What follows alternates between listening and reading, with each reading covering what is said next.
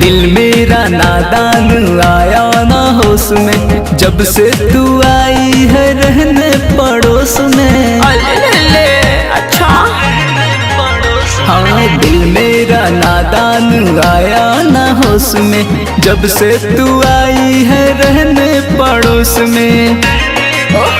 तेरी माँ की क्या प्रणाम करेंगे, फिर ठीक है।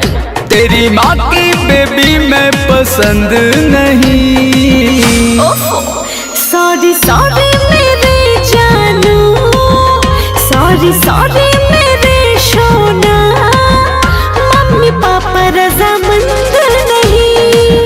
सॉरी सॉरी मेरे बाबू, मम्मी डैडी रजामंद नहीं। समझे?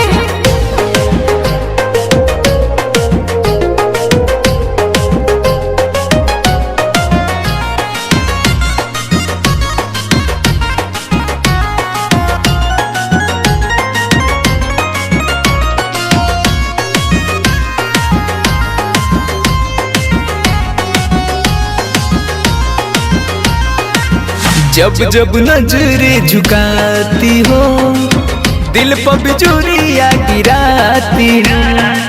घर वालों से चोरी छुपे क्यों छत पे मिलने बुलाती हो?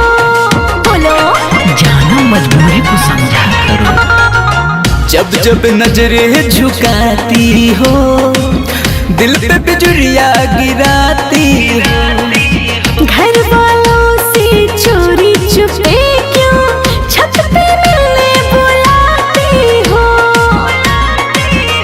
बिना डोरे का क्या?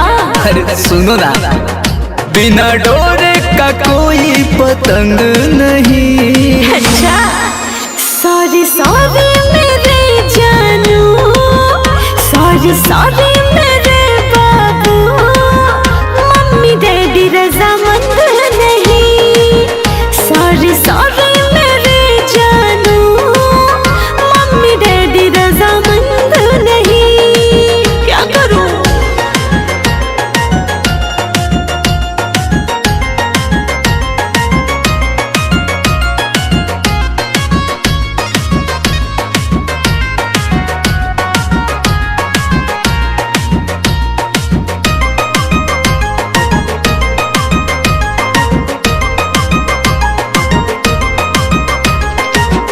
होठ तेरा गुलाबी रे, नैन तेरा शराबी रे।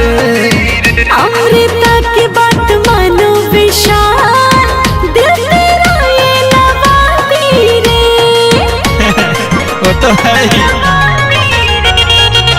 होठ तेरा गुलाबी रे, अच्छा नैन तेरा शराबी रे। अमृता की बात मानो विशाल, दिल तेरा ये नवाबी रे। पहले जैसे क्या हुआ? तुम्हें नहीं पता? नहीं। पहले जैसे कोई भी उमंग नहीं।